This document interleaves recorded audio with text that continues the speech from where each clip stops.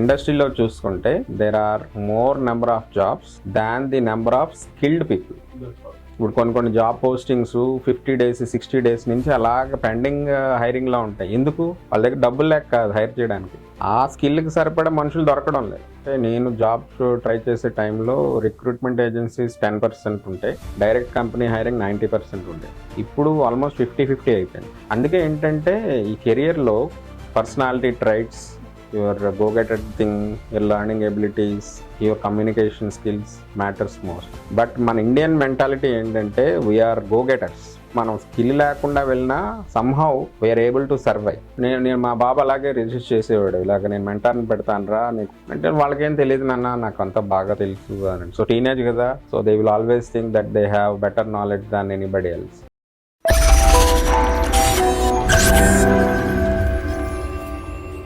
Hi Ram, it's great to have you here again. So yesterday we had discussed about various job trends and market kada. So and I want to really know about your first job experience in India.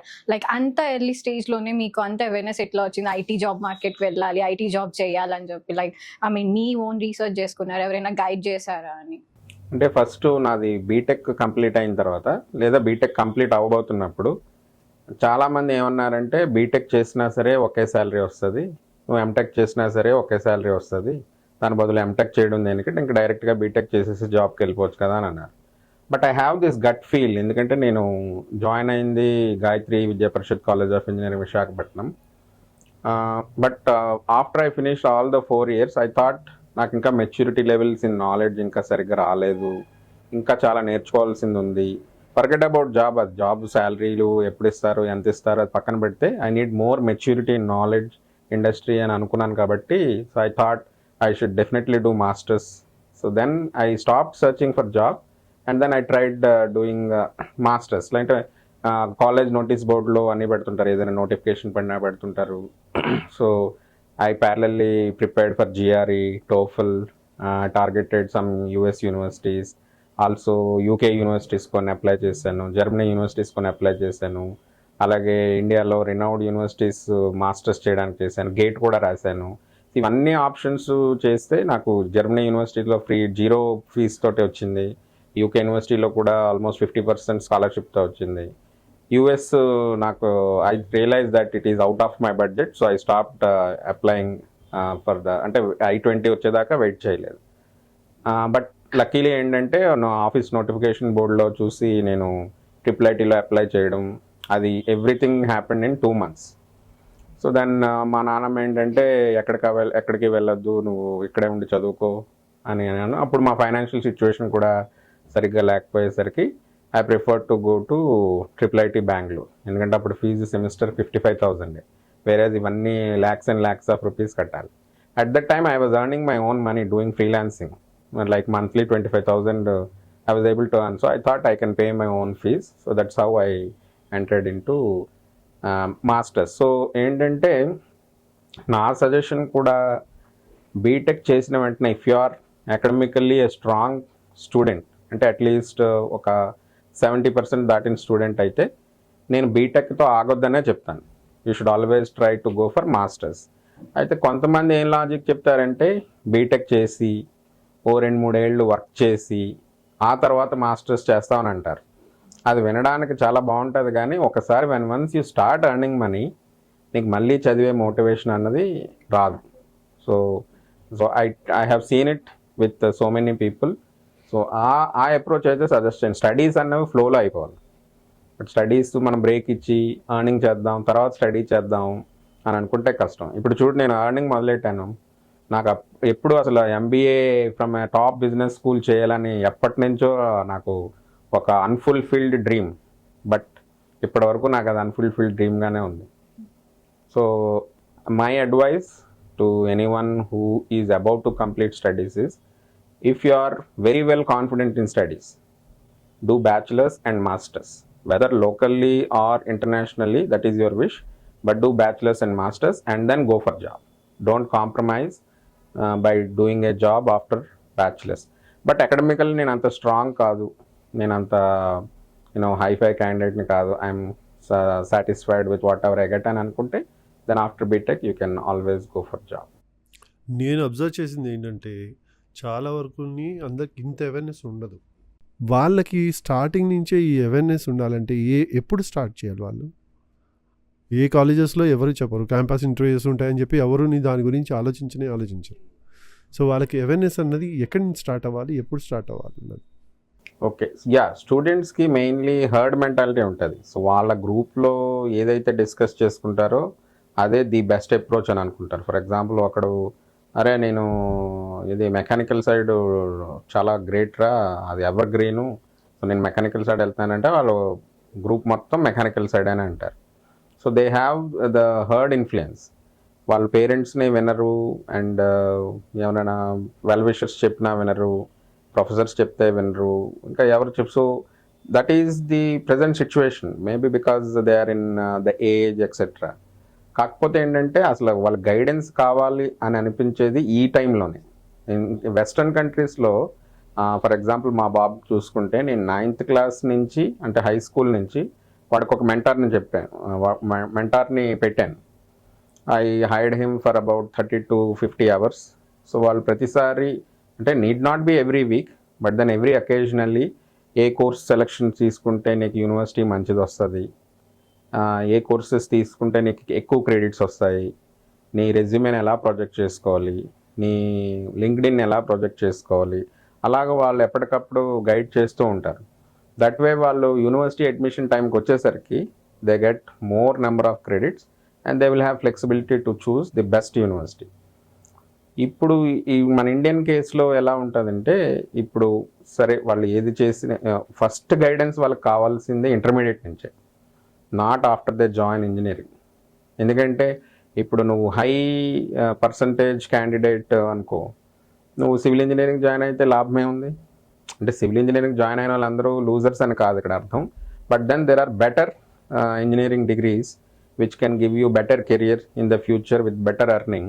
Why not one academically strong person has to compromise? So వాళ్ళకి రావాల్సిన guidance అయితే మాత్రం immediately from 10th standard, 10th results ఇలా రాగానే అప్పుడు వాళ్ళు చాలా competitive exams రాస్తారు కదా, కొంతమంది పాలిటెక్నిక్ రాస్తారు, కొంతమంది ఎంసెట్ రాస్తారు, కొంతమంది ఇంకా చాలా ఎగ్జామ్స్ రాస్తారు. ఆ టైంలోనే వాళ్ళకి గైడెన్స్ అక్కడి నుంచి అవసరం అన్నమాట. Then what is the right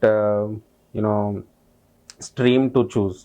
BPC stream, MPC stream, MBPC stream, CEC stream, HEC stream. అది సెలెక్ట్ చేసుకున్న తర్వాత మళ్ళీ ఒకసారి అది సెలెక్ట్ చేసుకున్న తర్వాత మళ్ళీ బ్యాచిలర్స్ డిగ్రీకి ఏ బ్రాంచ్ అయితే బెటరు, ఆ గైడెన్స్ అక్కడి నుంచి వెళ్తే బెటర్. దీనికి ఇప్పుడు ఇండియాలో చాలా వరకు మెంటర్షిప్ ఏజెన్సీస్ వచ్చాయి. So NCPL is also one such type of mentorship company. So that is where I see a lot of problem. So మనం ఈ 10th క్లాస్ తర్వాత నుంచి వాళ్ళకి గైడెన్స్ ఇవ్వడం మొదలు పెడితే మాత్రం by the time they are out of their bachelor's degree, they will be in the right direction in their career. But నేను అబ్జర్వ్ చేశాను, అంటే మనకి ఇప్పుడు మెంటర్స్ అన్నారు కదా, ఇప్పుడు ఉన్న స్టూడెంట్స్ అంటే ఇండియన్ స్టూడెంట్స్ కానీ ఇప్పుడు ఇంటర్మీడియట్ అయినా 10th క్లాస్ అయిపోయాక ఎవరైనా చెప్పినా కూడా సజెషన్స్ అంటే ఆల్రెడీ ఎక్స్పీరియన్స్డ్ ఉన్న వాళ్ళు చెప్తారు, అంటే ఈ స్ట్రీమ్ చూస్ చేసుకో, నేను వేస్ట్ చేసుకున్నాను అని చెప్పేసి. బట్ దెన్ అంటే వాళ్ళు అసలు తీసుకోవడానికి రెడీగా ఉండరు, యాక్సెప్ట్ చేయడానికి కూడా. అంటే అంటిల్ దే హ్యావ్ రియలైజ్డ్ ఇట్లానే చెప్తారులే వీళ్ళు, ఇంకేదో అంటే మోస్ట్లీ ఇప్పుడు మనం ఇండియన్ స్టూడెంట్స్ కానీ పేరెంట్స్ కూడా ఏ థాట్లో ఉంటారంటే ఇంజనీరింగ్ చేయాలి, వాళ్ళు అసలు ఏ స్ట్రీమ్ చేశారన్నది కూడా హాఫ్ ఆఫ్ ది పేరెంట్స్ కి తెలియదు అసలు. అంటే ఆ కంప్లీట్ అవేర్నెస్ కూడా మన పేరెంట్స్ కి లేదు కదా. సో ఆ టైమ్ ఆఫ్ పీరియడ్ లో అంటే స్టూడెంట్స్ కానీ ఎవరైనా ఉన్నప్పుడు మనం వాళ్ళకి అంటే వన్స్ దే కంప్లీటెడ్ బీటెక్ అయిపోయాక నేను అప్పటికైనా వాళ్ళు రియలైజ్ అవ్వరు, అంటే వాళ్ళకి నేను డెవలపర్ అవ్వాలని, లేకపోతే QA, నాకు డేటా సైడ్ ఇంట్రెస్ట్ ఉంది, క్లౌడ్ ఇంట్రెస్ట్ ఉంది. అసలు అది ఏ స్టేజ్ లో నుంచి వాళ్ళకి అసలు అవేర్నెస్ అనేది ఉండాలి? లైక్ అంటే ఎక్స్పీరియన్స్ అయినా, అంటే అదొక పర్టికులర్ రోల్ ఉంది, ఈ టెక్నాలజీ ఉంది, ఓకే నాకు ఇంట్రెస్ట్ ఇక్కడ ఉంది, అంటే నాకు కోడింగ్ ఇంట్రెస్ట్ ఉంది, లేదు అంటే I want to learn deep learning, AI, అంటే ఇప్పుడు మనకి మల్టిపుల్ టెక్నాలజీస్ అట్లా ఉన్నాయి. అసలు వాళ్ళు ఎలాగా ఎక్స్ప్లోర్ చేయాలి, అంటే best way to explore multiple technologies అయినా studies? Best way to explore చెప్పాను కదా, ఇప్పుడు ఒక ఎక్స్పర్ట్ చెప్తేనే వాళ్ళకి ఎక్కుతుంది, పేరెంట్స్ చెప్పినా ఎక్కదు, ఫ్రెండ్స్లో మిస్లీడింగ్ ఎక్కువ ఉంటుంది, వెల్ విషెస్ చెప్పినా ఎక్కదు, వీడు చెప్పేది ఏంటి నాకు అని అనిపిస్తుంది. బట్ ఒక ఎక్స్పర్ట్ ఒపీనియన్, అందుకే ఒక ఎక్స్పర్ట్ని హైర్ చేసుకొని వాళ్ళకి రెగ్యులర్ మోటివేషనల్ అడ్వైజ్ ఇస్తూ ఉంటే need not be in one session or 5 sessions, but then as we keep explaining the pros and cons of each approach, then people will change. Again, our change kuda like 30 to 40% of the people change. But ఆ టైంలో right direction లేకపోతే మాత్రం then again they will get misled అనమాట. For example ఒక అబ్బాయి చెప్తాను, he is like 80%, he got 80% in his engineering, ఇది electrical triple E చేసాడు, but then he joined in a HR job. So very recently he met me. So నాకు 80% ఇంజనీరింగ్లో వచ్చింది, HR జాబ్లో నాకు 7 years అయిపోయింది, నాకు ఇంకా 12 LPA ప్యాకేజ్ వస్తుంది. So I feel like I'm a loser. నాతో పాటు చదివిన ట్రిపుల్ ఈ క్యాండిడేట్స్ అందరూ కొంతమంది ఫారెన్లో ఉన్నారు, కొంతమంది మంచి మంచి MNCsలో పనిచేస్తున్నారు. అంటే అప్పుడు నేను బ్రెయిన్ వాష్ చేయడం మొదలెడితే హీ స్టార్టెడ్ రియలైజింగ్. బట్ ఏంటంటే అప్పుడు రియలైజ్ అయ్యే కన్నా he got some good advice immediately after he finishes his engineering, he would have been in a better position now. So timely advice is utmost important. వీళ్ళు accept చేయరు, but ఏంటంటే parents push చేస్తూ కొంచెం చాదస్తంగా అన్నా కొంచెం push చేస్తూనే ఉండాలి. ఏదో ఆ టైంలో వినకపోయినా చెప్పేది మనం చెప్పితే అట్లీస్ట్ నెక్స్ట్ టైం రిలీజ్ అయినప్పుడైనా యూజ్ అవుతుంది. నేను మా బాబు అలాగే రిజిస్టర్ చేసేవాడు, ఇలాగ నేను మెంటార్ని పెడతానురా, నీకు ఒక 10 hours 20 hours వాడు మనం ఐ విల్ పర్చేస్ దమ్, నాకు $5,000-6,000 అవుతుంది అంటే వాళ్ళకేం తెలియదు నాన్న, నాకు అంత బాగా తెలుసు అని. సో టీనేజ్ కదా, so they will always think that they have better knowledge than anybody else. But లేదు, నేను పెడతాను, ఒకసారి ట్రై చేయి, ఏముంది, I'm ready to spend. So నువ్వు ట్రై చేయి, నీకు నచ్చకపోతే you stop attending the sessions, we will lose money, no problem అని అంటే దెన్ ఒకసారి అటెండ్ అయ్యి 2-3 సెషన్ల తర్వాత he started understanding the value of it. So now with that mentorship he is able to get admission in good universities. And as you said mentor అన్నవాడు ఉండాలి compulsory. అంటే ఇంకా ఆ మెంటర్ని సెలెక్ట్ చేసుకోవడం కూడా ఒక ఏమైనా క్వాలిటీస్ అని చూడాలా, ఎందుకంటే ఒక మెంటర్ అప్రోచ్ అయ్యేటప్పుడు మెంటర్ కోసం అని మనం దేన్ని ఐడెంటిఫై చేసి మెంటర్ కింద సెలెక్ట్ చేసుకోవాలని. I can mentor people, college students అని అందరూ అంటారు. అయితే who is the better mentor?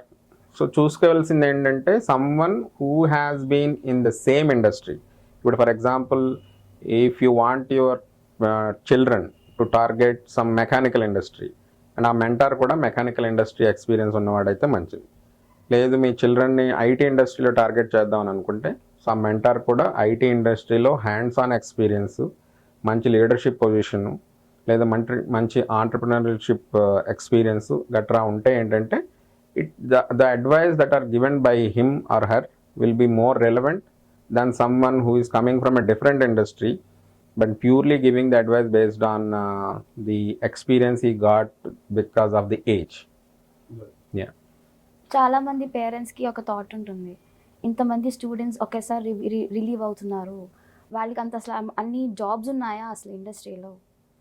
ఇప్పుడు అందరికీ అదే డౌట్, ఏంటి అసలు నెలకి ఒక లక్షల మంది కాలేజీల నుంచి రిలీవ్ అవుతున్నారు, లక్షల జాబ్సే లేవు అని. యాక్చువల్గా ఇది చాలా మిత్ అనమాట. ఇండస్ట్రీలో చూసుకుంటే there are more number of jobs than the number of skilled people, not than the number of total people but than the number of skilled people. ఇప్పుడు ఏ కంపెనీకి వెళ్ళి అడగండి, ఇప్పుడు కొన్ని జాబ్ పోస్టింగ్స్ 50 days 60 days నుంచి అలాగ పెండింగ్ హైరింగ్లో ఉంటాయి. ఎందుకు? వాళ్ళ దగ్గర డబ్బులు లేక కాదు హైర్ చేయడానికి, ఆ స్కిల్కి సరిపడా మనుషులు దొరకడం లేదు. ఇప్పుడు మన కంపెనీలోనే డేటా అనలిస్ట్ పొజిషన్కి ఓపెనింగ్ ఇచ్చాము, మనకు ఒక స్పెసిఫిక్ స్కిల్ సెట్ కావాలి, 30 days నుంచి ఇంటర్వ్యూస్ చేస్తున్నాం, కానీ ఆ స్కిల్ సెట్ కావాల్సిన మనిషి, ఆ బడ్జెట్లో వచ్చిన మనిషి మనకి దొరకడం లేదు. Which means there are opportunities, but then what is lacking is the skill set in the candidates. So ఆ స్కిల్ సెట్ అన్నది వాళ్ళు ఇప్పుడు ఏం చేస్తున్నారు, వాళ్ళు కాలేజ్ నుంచి బయటకు వచ్చిన తర్వాత నేర్చుకొని అప్పుడు ఫిగర్ అవుట్ చేద్దాం అనుకుంటున్నారు.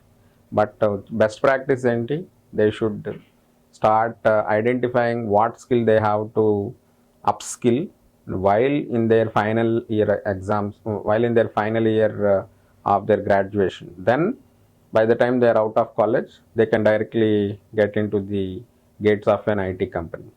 సో అంటే మీరు ఫైనల్ ఇయర్లో చేయాలి అంటున్నారు కదా, కానీ ఫైనల్ ఇయర్లో ప్లేస్మెంట్ ట్రైనింగ్ అట్లా ఉంటాయి కదండి మన బీటెక్ గ్రాడ్యుయేషన్స్కి కానీ ఎవరైనా, అలా వాళ్ళు ఓన్లీ పర్టికులర్ స్కిల్ మీద ట్రైనింగ్ ఇస్తున్నారు.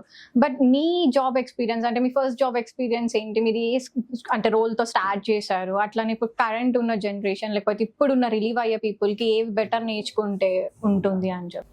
ఇప్పుడు స్కిల్స్ గురించి ఒక స్టెప్ తర్వాత మాట్లాడదాం. బట్ జాబ్ కొట్టాలి అని అనుకుంటే మాత్రం ఈజియెస్ట్ వే ఫస్ట్ క్యాంపస్లోనే కొట్టాలి. క్యాంపస్లో కొట్టే జాబు ఈజీగా వస్తుంది. అక్కడ మిస్ అయ్యామనుకో మనం ఆన్ క్యాంపస్ కానీ ఆఫ్ క్యాంపస్ కానీ మన ఫ్రెషర్ పీరియడ్లో కొట్టాలి. అంటే ఏంటి, మనకి డిగ్రీ అయిపోయి గ్రాడ్యుయేషన్ అయిపోయి 1 year లోపు కొట్టాలి. ఈ రెండు మిస్ అయ్యాము అని అంటే మాత్రం ఇంకా మనకు జాబ్ రావడం చాలా కష్టం అయిపోతుంది. సో నా కేసులో ఏమైంది అని అంటే, నాది ఎంటెక్ ఫైనల్ సెమిస్టర్లో so we have an internship. So internship కోసం కంపెనీస్ క్యాంపస్ హైరింగ్కి వచ్చారు. సో వాళ్ళు ఆల్మోస్ట్ లైక్ 24/7 ఇంటర్వ్యూస్ అలా కండక్ట్ ఉంది. నా ఇంటర్వ్యూ ఎప్పుడు midnight 2 PM అయింది, midnight 2 AM అయింది. నేను నిద్ర ఆపుకోలేక ఎక్కడో బాత్రూమ్ పక్కన పడుకుని పోతే రాంబాబు అని పిలిస్తే నేను అప్పుడు షర్ట్ అంతా మార్చిపోయింది, పక్కన షర్ట్ వేసుకొని నేను ఇంటర్వ్యూకి వెళ్ళాను అనమాట.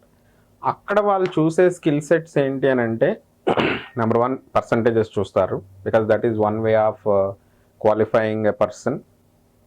నెంబర్ 2 ఏం చూస్తారంటే నీ లెర్నింగ్ ఎబిలిటీస్ చూస్తారు. ఈ అబ్బాయి ఒక కాన్సెప్ట్ని క్విక్గా లర్న్ చేయగలడా లేదా. థర్డ్ వాళ్ళు హానెస్టీ చూస్తారు, హానెస్ట్గానే మాట్లాడుతున్నారు. హానెస్టీ ఎలా చూస్తారంటే వాళ్ళ కాన్వర్జేషన్లో తెలిసిపోతుంది. అండ్ ఈ 3 అబ్జర్వ్ చేసే ప్రక్రియలో తనకి డిస్ట్రక్టివ్ మెంటాలిటీ ఉందా, కన్స్ట్రక్టివ్ మెంటాలిటీ ఉందా, డెవలప్మెంట్ మెంటాలిటీ ఉందా. అంటే HRs are well train to identify all these things. So దాన్ని బట్టి వాళ్ళు వీటిని డెవలప్మెంట్లో వేయాలా, క్యూఏలో వేయాలా అని చెప్పి డిసైడ్ చేస్తారు. మరి నన్ను చూసి ఏమనిపించిందో కానీ నన్ను క్యూఏలో మాత్రం వేశారనమాట. సో ఫస్ట్ ఆపర్చునిటీ కాబట్టిగా అది క్యూఏ అంటే ఏంటో కూడా I never knew. But then I have taken up that opportunity, did very well and was successful.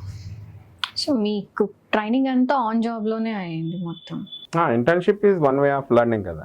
But ఇప్పుడు ప్లేస్మెంట్స్ వస్తున్నాయి కానీ నేను ఇప్పటికీ చూసాను 1 year అయిపోయింది, స్టిల్ బెంచ్ మీదే ఉన్నారు. But they never have any training కానీ ఆ స్కిల్ అప్గ్రేడ్ కూడా ఉంటుంది. అంటే ఇప్పుడు జావా డెవలపర్ తీసుకున్నారు మా కజిన్స్లోనే, వాళ్ళు ఇప్పటికీ 1 year అయింది, still they are in bench. అంతే, వాళ్ళకి ఏ ప్రాజెక్టు రాలేదు అలా అని చెప్పి అక్కడ ట్రైనింగ్ లేదు, ఏమీ లేదు. జస్ట్ ఏంటి అంటే రిక్రూట్మెంట్ చేశారు, ఉన్నారు అంతే. అంటే రినౌడ్ యూనివర్సిటీస్ కాలేజెస్ పక్కన పెడితే ఈ మామూలు కాలేజెస్ అండ్ యూనివర్సిటీస్ వాళ్ళు ఏం చేస్తారంటే ఈ campus hiring is more of A marketing gimmick అనమాట. సో వాళ్ళు ఏదో కంపెనీస్కి కొంచెం డబ్బులు ఇచ్చి వాళ్ళ నెక్స్ట్ ఇయర్ అడ్మిషన్స్ డెవలప్ అవ్వడానికి, అడ్మిషన్స్ ఇంకా స్టార్ట్ అవుతున్నాయి అని అనగానే ఒక 6 months ముందు వీళ్ళకి డబ్బులు ఇచ్చి, ఆ హెచ్ఆర్లకి డబ్బులు ఇచ్చి ఇది క్యాంపస్కి రమ్మంటారు to create a picture that as this this college is doing a lot of campus hiring అని చెప్పి. వాళ్ళు వస్తారు కదా, వచ్చి ఏం ఆఫర్లు ఇవ్వకుండా వెళ్ళకూడదు కదా. సో ఎవరికొకరికి ఆఫర్లు ఇవ్వాలి. సో వాళ్ళకి అసలు రిక్వైర్మెంట్ ఉందో లేదో అసెస్ చేయరు. సో ఆఫర్లు ఇచ్చుకొని వెళ్ళిపోతారు. పోనీ ఒకటికి ఒక 500-600 మందికి కాలేజ్ అంటే ఒకటికో ఇద్దరికో ఆఫర్లు ఇస్తే సరిపోదు. సో వాళ్ళు ఏం చేస్తారు, ఒక 200-300 ఆఫర్ లెటర్స్ రిలీజ్ చేసేస్తారు. అయితే మరి ఆఫర్ లెటర్స్ రిలీజ్ చేశారు కాబట్టిగా they are on the spot to do the hiring. అయితే హైరింగ్ ఎలా చేస్తారు, ఆ కంపెనీలో వాళ్ళకి ఏదైనా ఒక రిక్వైర్మెంట్ వస్తే, ఫ్రెషర్ రిక్వైర్మెంట్ ఏదైనా వచ్చిందనుకో, instead of they try to hire freshers, they would rather try to ఎవరెవరికి ఆఫర్లు ఇచ్చామో లెటర్స్ ఇచ్చామో చూస్తారు. వాళ్ళకి ఒక 20 పొజిషన్స్ ఉంటే వీళ్ళు ఇచ్చిన 300 ఆఫర్ లెటర్స్లో ఒక 20 పీపుల్ని హైర్ చేస్తారు. మిగతా వాళ్ళు మళ్ళీ వెయిటింగ్ పెడతారు. మళ్ళీ నెక్స్ట్ వాళ్ళకి ఏదైనా రిక్వైర్మెంట్ వచ్చినప్పుడు again they try to. So అలాగా 300 మందికి ఆ 300%కి ఆపర్చునిటీ రావాలంటే 3 years పట్టేస్తుంది. ఈ 3 years వీడు జాబ్ ఆఫర్ వస్తుంది అనుకొని ఈ లోపు నాన్ ఐటీ జాబ్లో ఏవో జాబులు చేసుకుంటూ మొత్తానికి కెరీర్ మాత్రం పోతుంది అనమాట. So unfortunately it is a trap. But అది మనం అంటే క్యాంపస్ హైరింగ్తో వచ్చిన లెటర్ని మాత్రమే మనం 100% డిపెండ్ అవ్వకుండా మనం కూడా ప్యారలల్గా ఆఫ్ క్యాంపస్ ఓపెన్ మార్కెట్లో ట్రై చేసుకోవడం అన్నది we should always have a plan B. యూజువల్గా నేను ఇంకోటి అబ్జర్వ్ చేశాను ఏంటంటే, ఈ క్యాండిడేట్స్ని ఎలా ప్రొజెక్ట్ చేసుకోవాలనే ఐడియా ఉండదు. వాళ్ళకి ఏది క్వాలిఫికేషన్స్ని అవి పెట్టేస్తారు, ఎవరో ఏదో చెప్తారు, ఆ ప్రాజెక్ట్స్ అవి యాడ్ చేస్తారు, వాళ్ళకి ఎడిషన్గా ఏదో పెడతారు. కానీ అది యాక్చువల్గా వాళ్ళు ఏ విధంగా ప్రొజెక్ట్ చేసుకుంటున్నారు, ఏ డొమైన్కి ప్రొజెక్ట్ చేసుకుంటున్నారు, ఏ ఇండస్ట్రీలో వెళ్దాం అనుకుంటున్నారు అన్న ఐడియా కూడా ఉండదు. కానీ ఇంటర్వ్యూ ఫేస్ చేసేటప్పుడు వాళ్ళు జనరల్గా ఈ అబ్జర్వేషన్స్ ఏవైతే ఉన్నాయో దాన్ని దృష్టిలో పెట్టుకొని అటెండ్ అవ్వాలి కదా, అప్పుడు ప్రిపేర్ అవుతారు. అలా కాకుండా స్టార్టింగ్లోని ఏ విధంగా కన్స్ట్రక్ట్ చేసుకుంటే వాళ్ళకి ఎక్కువ యూస్ఫుల్ ఉంటుంది. అంటే మీరు క్యూఏ అన్నారు, క్యూఏలో జాయిన్ అయ్యారు, జాయిన్ అయిన తర్వాత మీరు నెక్స్ట్ స్టెప్ ఏం చేయాలని మీరు నిర్ణయించుకొని ఉంటారు కదా. ఇక్కడ ఒక ఫ్రెష్గా ఇచ్చే వాళ్ళే కాకుండా ఆల్రెడీ జాబ్స్లో జాయిన్ అయిన వాళ్ళు కూడా ఉంటారు, ఆడ్ జాబ్స్లో చేసిన వారు కూడా. వాళ్ళు వాళ్ళ ప్రొఫైల్ని ఎలా ప్రొజెక్ట్ చేసుకోవాలి? వాళ్ళు ప్రొఫైల్ని ప్రొజెక్ట్ చేసుకోవడం అన్నది వీళ్ళు ఫైనల్ ఇయర్ నుంచే మొదలు పెట్టాలి. సో ఫైనల్ ఇయర్లో కొంతమంది జాబ్స్ కోసం ట్రై చేద్దాం అనుకుంటారు, కొంతమంది మాస్టర్స్ కోసం ట్రై చేద్దాం, కొంతమంది యూఎస్లోనో యూకేలోనో కెనడాలోనో చదువుదాం అనుకుంటారు. సో వాళ్ళు ఎలాగో రెజ్యూమే ప్రిపేర్ చేసుకోవాలి, ఎందుకంటే మాస్టర్స్కి రెజ్యూమే అడుగుతారు. So the first step in doing this thing is getting their resume ready in the final year itself. ఆ తర్వాత ఒకసారి రెజ్యూమే అయితే, రెజ్యూమే ఎలా రాయడం కొంతమందికి అసలు తెలియదు. కొంతమంది రెజ్యూమేలో పాస్పోర్ట్ నెంబర్లు పెడతారు, కొంతమంది ఇది వాళ్ళ family members, I have brother, sister, mother in law అనేది పెడతారు. ఒక్కొక్క డీటెయిల్స్ మనం ఎందుకు పెడుతున్నాం కూడా వాళ్ళకి ఒక్కొక్కసారి అర్థం కాదనమాట. సో ఇలాంటి సందర్భాల్లో ఏంటంటే మేబీ కాలేజ్లోనే వాళ్ళకి little bit of resume writing awareness ఇవ్వడం, అలాంటిది కాలేజెస్ ప్రొవైడ్ చేస్తే పర్లేదు. But there are sometimes companies like us, we can also go to colleges voluntarily and we can create some awareness session on how to write a proper resume which can help them in getting the job or getting admissions locally or getting admissions in the foreign university. Second step ఏంటంటే they have to prepare a very solid LinkedIn. మా అబ్బాయి అయితే LinkedIn profile వాడు 9th క్లాస్లోనే చాలా సాలిడ్గా రాసుకున్నాడు. So and once you start LinkedIn is like a mirror for you. Like నీ LinkedIn చూడగానే నీ పర్సనాలిటీ మొత్తం అక్కడ మనకి విజువలైజ్ అయిపోవాలి. మంచి professional picture, motivating cover image, and నువ్వు ఏమేమి యాక్టివిటీస్ చేసావు అవన్నీ రాయడం, వాలంటరీ యాక్టివిటీస్, ఏమైనా చిన్న చిన్న సర్టిఫికేషన్స్, ఏమైనా చిన్న కాలేజెస్లోనే అవార్డ్స్ వస్తే అవార్డ్స్, స్పెషల్ ఇనిషియేటివ్స్ తీసుకుంటే స్పెషల్ ఇనిషియేటివ్స్, పేపర్స్ ఏదైనా ప్రజెంట్ చేస్తే అవి సబ్మిట్ చేయడం, ఇవన్నీ మెన్షన్ చేయాలి. కొందరికి ఏంటంటే ఇవన్నీ ఉండవు. సో ఉండనప్పుడు ఏంటంటే that is it gives them an alert, నా దగ్గర ఏమీ లేదు, I have to start doing something అని చెప్పి. సో దట్ లింక్డ్ఇన్ రాయడం కూడా ఒక రకంగా ఆ విధంగా కూడా వాళ్ళకి ఒక అలర్ట్ ఇవ్వడం లాగా ఉపయోగపడుతుంది. ఇదంతా నేను చెప్పినట్టు ఫైనల్ ఇయర్లోనే మనం రెడీ చేసుకుంటే, దెన్ చెప్పాను కదా, ఈ ప్రొజెక్షన్ అనేది కరెక్ట్గా ఉంటే it will run in their mind what I should become, how I should project myself in the future. But నువ్వు ఎక్కడ రాయడం లేదని అంటే you cannot visualise yourself in the future. అంటే లింక్డ్ఇన్లో వాళ్ళకి కంటెంట్ అన్నది ఓన్లీ ప్రొఫైల్లో కాకుండా ఇన్సైడ్ వాళ్ళ టైం లైన్లో కూడా ఉండాలి. ఉంటే మంచిది, అది that is LinkedIn activity. Okay, that is even better. When once your LinkedIn profile is ready, you should start posting something in LinkedIn, something relevant to your career which you are aspiring to become, or something motivational, or something which is inspired by you from others. You can start sharing it, adding connections with your university professors or with industry people. That way you'll get some reference when you get the job. So ilaga అక్కడ కూడా domain ఫోకస్డ్గా ఉండాలా, లేకపోతే ఇంకా మనం ఏదైనా share చేస్తూ పోవచ్చా? అంటే ఆ లింక్డ్ఇన్ ప్రొఫైల్ చేసే టైంకి you will get to know, get a clear picture what you wanted to become. So అప్పుడు ఆ క్లియర్ పిక్చర్ నెమ్మదిగా వస్తూ ఉంటుంది. కాబట్టి వచ్చిన పిక్చర్లో నుంచే ఆ డొమైన్ ఏంటి, ఆ ఇండస్ట్రీ ఏంటి, బ్రాంచ్ ఏంటి, టెక్నాలజీ ఏంటి అని ఐడెంటిఫై చేస్తూ నువ్వు షేర్ చేయడం మొదలెడితే you will create good visibility in the social media.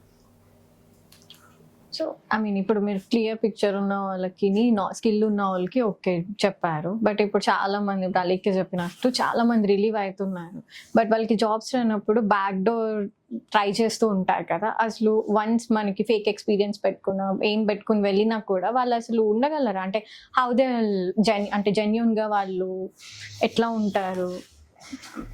ఇదొక మాల్ ప్రాక్టీస్ వచ్చేసింది. I think almost from last 10 to 15 years I'm hearing about this back door.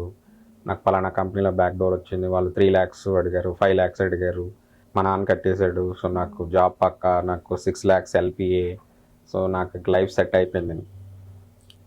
కాకపోతే ఇక్కడ 2 ఫ్యాక్టర్స్ ఉన్నాయి. ఒకటి, వాడు టైం బాగుండి ఒక ఈజీ ప్రాజెక్టు, ఒక ఈజీ మేనేజరు, ఒక మంచి కల్చర్ ఉన్న క్లయింట్ దగ్గరికి పడ్డాడంటే వాడు నెట్టుకు రాగలడు.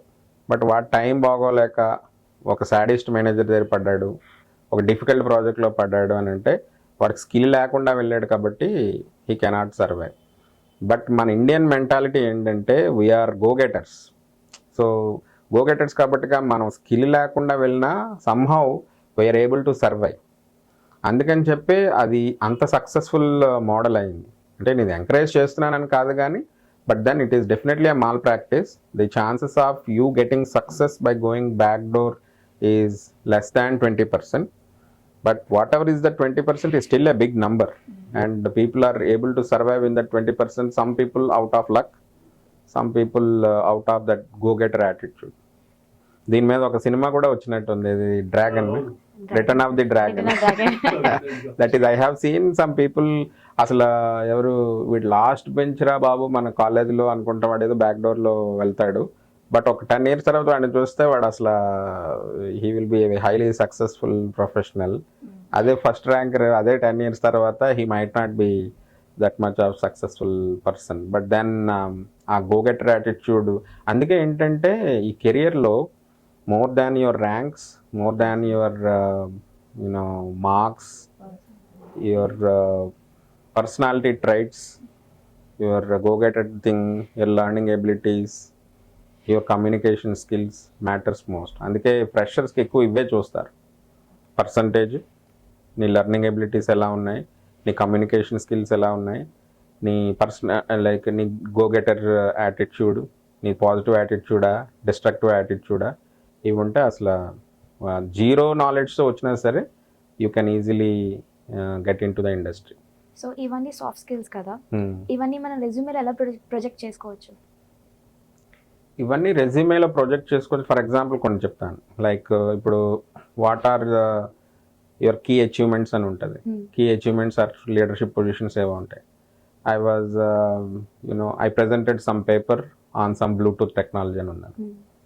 I was the events coordinator in the college ఉన్నది అనుకో. నువ్వు ఈవెంట్స్ కోఆర్డినేటర్ అయ్యావంటేనే you have some personality traits, అంటే లీడర్షిప్ ఉండాలి, లేదంటే ఈవెంట్ కోఆర్డినేటర్ అవ్వలేవు. నీకు మంచి కమ్యూనికేషన్ స్కిల్స్ ఉన్నాయి అంటేనే నువ్వు ఈవెంట్స్ కోఆర్డినేటర్ అవ్వగలవు, లేదంటే అవ్వలేవు. నువ్వు పేపర్ ప్రజెంట్ చేసావనంటే very few people can have the courage to present a paper. So ఈ చిన్న చిన్న పాయింట్స్ నువ్వు రెజ్యూమేలో పెట్టడం వల్ల they speak indirectly about your personality traits. ఇప్పుడు తను చెప్పినట్టు ఫ్రెషర్స్, ఎక్స్పీరియన్స్, అన్ని రకాల వాళ్ళకి కూడా కొద్ది గ్యాప్ అనేది వస్తుంటుంది, కెరియర్ గ్యాప్స్. ఫెయిల్ అయిపోయాడు గ్రాడ్యుయేషన్ ఫైనల్ ఇయర్లో, ఆ తర్వాత వస్తాడు, వాడికి డొమైన్ నాలెడ్జ్ పూర్తిగా ఉంటుందో లేదో తెలియదు, he will become a fresher only. కానీ వాడికి నెంబర్ ఆఫ్ ఇయర్స్ చదవడము, ఆ గ్యాప్, ఇవన్నీ కలిపి వాడు జాబ్ మార్కెట్లోకి వెళ్ళినప్పుడు ఈజీగా తనకి రాకపోవచ్చు, అక్కడ చాలా కష్టపడాల్సి వస్తుంది. దాన్ని ఫేస్ చేయడం ఎలా అవుతుందో నాకు చాలా వరకు అది చాలా కష్టం. అదేంటంటే నువ్వు అసలు బ్యాక్లాగ్స్ తోటి నీ ఇంజనీరింగ్ పూర్తి చేసావని అంటే ఇంకా అయిపోయినట్టే నీ ప్రొఫైల్. ఎందుకంటే ఫస్ట్ నిన్ను ఫ్రెషర్గా ఎవరైనా కంపెనీ తీసుకోవాలని అంటే ఫస్ట్ బ్యాక్లాగ్స్ ఉన్నాయో లేదో చూస్తారు. బ్యాక్లాగ్స్ ఉన్నాయంటే పక్కన పెట్టేస్తారు. బ్యాక్లాగ్స్ లేకపోతే నెక్స్ట్ స్టెప్ వెళ్తుంది. సో బ్యాక్లాగ్స్ ఉండకుండా చూసుకోవాలి. అందుకే మనం చూస్తే ఎక్కువగా బ్యాక్లాగ్స్ ఉన్న వాళ్ళు ఐటీలో రారు, but they generally go to customer service, tech support, అటు సైడ్ వెళ్తారు. బట్ బ్యాక్లాగ్స్ ఉన్నాయంటే మాత్రం కొంచెం డిఫికల్ట్, అది లేకుండా చూసుకోవాలి. ఒకసారి బ్యాక్లాగ్స్ అంతా క్లియర్ అయిన తర్వాత నేను ఇందాక చెప్పినట్టు క్యాంపస్లో ట్రై చేసి తెచ్చుకుంటే ఇంకా easy journey in your career. Phone అక్కడ మిస్ అయ్యాం, ఇంకా ఆన్ క్యాంపస్ కానీ ఆఫ్ క్యాంపస్ కానీ ఓపెన్ మార్కెట్లో కానీ ఫ్రెషర్ పీరియడ్లో తెచ్చుకోవాలి. ఇంకా రెగరస్గా ట్రైనింగ్ అయ్యి ప్రాజెక్ట్స్ ప్రాక్టీస్ చేసి జాబ్స్ అప్లై చేసి, సో అందుకని చెప్పి ఎన్సిపిఎల్ ఏం చేస్తుందంటే వెంటనే కాలేజ్ నుంచి గ్రాడ్యుయేట్ అయిన క్యాండిడేట్స్ని ఫ్రెషర్ పీరియడ్లో జాబ్ తెచ్చడానికి చాలా ట్రై చేస్తుంది అనమాట. So that is what we do majorly because that is the best period for them to get the job. పొరపాటున అక్కడ మిస్ అయ్యారు, ఫ్రెషర్ పీరియడ్ అయిపోయిందంటే ఇంకా కాలేజ్ నుంచి నెక్స్ట్ బ్యాచ్ రిలీజ్ అయిపోయింది, నిన్న ఎందుకు తీసుకుంటారు? ఇంకా they are fresh out of college, they have knowledge fresh in their mind. ఇంకా యూఆర్ లైక్ ఇంకా మన సామెత చెప్పినట్టు కుక్కలు చింపిన విస్తర్లాగా అయిపోతుంది అనమాట. You are least preferred person. ఇలాంటి వాళ్ళు ఇంకా గ్యాప్స్ వచ్చేసి ఏంటంటే ఇంకా ఫేక్ ఎక్స్పీరియన్స్లు పెట్టేసి 2 years 3 years ఈ అమీర్పేట, ఎస్ఆర్ నగర్, కూకట్పల్లిలో ట్రైనింగ్ అయ్యి బ్యాక్లాగ్స్ ఉన్న వాళ్ళు ప్లస్ వీళ్ళు పెట్టేసి వెళ్ళిపోతూ ఉంటారన్నమాట. బట్ అది very difficult journey. But easy journey అయితే మాత్రం నేను ఇందాక చెప్పినట్టు క్యాంపస్ హైరింగ్ కానీ లేదా open market on campus or off campus కానీ లేదా ఫ్రెషర్ పీరియడ్లో జాబ్ తెచ్చుకోవడం కానీ బెటర్ అనమాట. ఇండియన్ రిక్రూటర్ సైకాలజీ అయితే the minute you have a gap you are like least preferred. Why? Because there is a lot of supply. నీకు వాళ్ళ gap లేకుండా పక్కన ఒకడు ఉన్నప్పుడు నేను గ్యాప్ ఉన్నవాడిని నేను ఎందుకు తీసుకుంటాను? మా కంపెనీలో హైర్ చేయాలన్నా నేను తీసుకోను. సో కాబట్టి గ్యాప్ లేకుండా చూసుకోవడం మంచిది. అయితే గ్యాప్ వస్తే ఎలాగా అని అంటే ఎలాగా అన్నది మనం కొంచెం స్ట్రాటజైజ్ చేయాలి. అందుకని చెప్పి నేను రెగ్యులర్గా కన్సల్టేషన్ కాల్స్ అన్నీ కండక్ట్ చేస్తుంటాను. Everyday I think 5 to 10 people attend these consultation calls. Each case is different. కొంతమందికి కొన్ని జెన్యూన్ రీజన్స్ ద్వారా, కొంతమంది మెటర్నిటీ గ్యాప్స్ వస్తుంది, కొంతమందికి వాళ్ళు బిజినెస్లో ఎంటర్ అవుతారు, బిజినెస్లో లాస్ వస్తుంది, తర్వాత జాబ్కి వద్దాం అనుకుంటారు, అది ఒక జెన్యూన్ గ్యాప్. ఇలా కొంతమందికి గ్యాప్స్ వచ్చిన వాళ్ళని ఎలా స్ట్రాటజైజ్ చేస్తే బాగుంటుంది, ఎలా ప్రొజెక్ట్ చేస్తే బాగుంటుంది, వాళ్ళకి ఒక కస్టమైజ్డ్ ప్రొజెక్షన్ ప్లాన్ అని తయారు చేసి వాళ్ళ మార్కెట్లో రిలీజ్ చేస్తుంటాం అన్నమాట. ఇండియాలో కూడా మనకి రిక్రూటర్స్ రిక్రూట్మెంట్ ఏజెన్సీస్ అట్లా ఉంటాయండి, లేకుంటే డైరెక్ట్ కంపెనీ హెచ్ఆర్స్ వాళ్ళే కాంటాక్ట్ అవుతారు? ఇప్పుడు బాగా పెరిగాయి. ఇప్పుడు పూర్వం అంటే నేను జాబ్స్ ట్రై చేసే టైంలో రిక్రూట్మెంట్ ఏజెన్సీస్ 10% ఉంటే డైరెక్ట్ కంపెనీ హైరింగ్ 90% ఉండేది. ఇప్పుడు ఆల్మోస్ట్ 50-50 అయిపోయింది. 50% రిక్రూట్మెంట్ ఏజెన్సీస్ హైరింగ్, అంటే పేరోల్ వాళ్ళ దగ్గర నడుస్తుంది అండ్ ఎండ్ క్లయింట్ దగ్గర పనిచేస్తారు. మిగతా 50% they completely get hired from the client. So మీరు గ్యాప్స్ రావద్దు అట్లా అన్నారు కదా, బట్ ఆల్రెడీ ఇప్పుడు ఒక కంపెనీలో జాయిన్ అయ్యి 1 year వాళ్ళకి ప్రాజెక్ట్స్ ఉండవు, ఏమి ఎక్స్పీరియన్స్ అంటే అక్కడ నేర్చుకోవడానికి ఏమి ఉండదు, బట్ ఆల్రెడీ వాళ్ళకి ఒక 1 year టైం వేస్ట్ అయిపోయి ఉంటుంది. ఇప్పుడు వాళ్ళు ఇంకో జాబ్ చూసుకోవాలన్నా కూడా కష్టం కదా. అంటే ఇప్పుడు మనం రెజ్యూమే ప్రొజెక్ట్ చేసుకునేటప్పుడు కూడా 1 year నీ రెస్పాన్సిబిలిటీస్ ఏంటి, ఏ ప్రాజెక్ట్స్ వర్క్ చేసావని అడుగుతారు. అప్పుడు వాళ్ళ పరిస్థితి ఏంటి మరి? అంటే వాళ్ళకి ఇన్ కేస్ తను జాయిన్ అవ్వగానే బెంచ్ మీద ఉన్నాడు అని అంటే instead of waiting for things to happen he can start up skilling. ఆ మోటివేషన్ సెల్ఫ్గా ఉండాలి. సో ఈ అప్ స్కిల్లింగ్ ఎలా చేయొచ్చు ఫ్రెషర్స్? బీటెక్ తర్వాత నువ్వు జాబ్కి వెళ్దాం అని అనుకుంటే నీ అప్ స్కిల్లింగ్ అన్నది ఫైనల్ సెమ్ నుంచే స్టార్ట్ అవ్వాలి. అంటే నువ్వు ఏ జాబ్ కొట్టాలి, ఏ కెరియర్ చూస్ చేసుకోవాలి, ఏ రోల్ సైడ్ వెళ్ళాలి అని నువ్వు అప్పటికే డిసైడ్ చేసుకొని either by doing lot of research or by hiring a mentor you decide which is the right role for you to go and grab the job. Then you have to start taking rigorous training. అయితే ఇంకొక fundamental question ఏంటంటే కాలేజీలో అంతా చదివారు కదా, ఇప్పుడు CSC గ్రాడ్యుయేట్లు అయితే కాలేజీలో అన్నీ అవే చదువుతారు కదా, మళ్ళీ ట్రైనింగ్ ఎందుకు తీసుకోవడం అనే ఒక ఫండమెంటల్ క్వశ్చన్ వస్తుంది. సో కాకపోతే what we learn in the academic institutions and what we have to learn to beat the market both are completely different. ఇప్పుడు ఫర్ ఎగ్జాంపుల్ కంప్యూటర్ సైన్స్ ఇంజనీరింగ్కి వాళ్ళకి డిబిఎంఎస్ కోర్స్ ఉంటుంది, ఓకే, బట్ నీకు మార్కెట్లోకి వెళ్ళేసరికి వాళ్ళకి ఎస్క్యూఎల్ నాలెడ్జ్ ఉండాలి. అలాగే వాళ్ళకి ఏదో ఒక ఒరకల్ డేటాబేస్ అడ్మినిస్ట్రేషన్ మీద నాలెడ్జ్ ఉండాలి. So both don't miss match. అందుకని చెప్పి మనం ఇందాక మన నిరీష అన్నట్టు ఈ కాలేజెస్తో పాటు ప్యారలల్గా ఒక నాన్ వాట్ యు కాల్ ప్యారలల్గా ఒక రకమైన అకాడమిక్ ఇన్స్టిట్యూషన్స్ స్టార్ట్ అయ్యాయి, లైక్ స్కేలార్, నెక్స్ట్ వేవ్. ఇప్పుడు నువ్వు ఇంజనీరింగ్ ఒక కాలేజీలో నువ్వు జాయిన్ అయిన వెంటనే the very next day you have to join in next wave. Next wave వాళ్ళ ప్రోగ్రామ్ కూడా 4 years ఉంటుంది. నీకు ఇంజనీరింగ్ ప్రోగ్రామ్ కూడా 4 years ఉంటుంది. నీకు ఫస్ట్ ఇయర్లో నువ్వు కాలేజీలో ఏం చదువుతావో నెక్స్ట్ వేవ్లో నువ్వు ఆ ఫస్ట్ ఇయర్కి సంబంధించి హ్యాండ్స్ ఆన్ ఇండస్ట్రీ స్పెసిఫిక్ చదువుతావు. ఫర్ ఎగ్జాంపుల్ నువ్వు ఫస్ట్ ఇయర్లో data structures, C and data structures course ఉంటుంది. నెక్స్ట్ వేవ్కి వచ్చేసరికి నువ్వేం చేస్తావు, డేటా స్ట్రక్చర్స్ మీద ప్రోగ్రామ్ రాసి అప్పటికే కొన్ని ఆల్గరిథమ్స్ రాసేస్తావు అనమాట. So you will start building some programs and straight executing them, running them in. So కాలేజ్లో ఏమో నీకు కాన్సెప్షువల్ నాలెడ్జ్ అండ్ నెక్స్ట్ వేవ్లో, సో ఆ గ్యాప్ ఫిల్ చేయడానికే ఈ next wave, Scaler they become highly successful.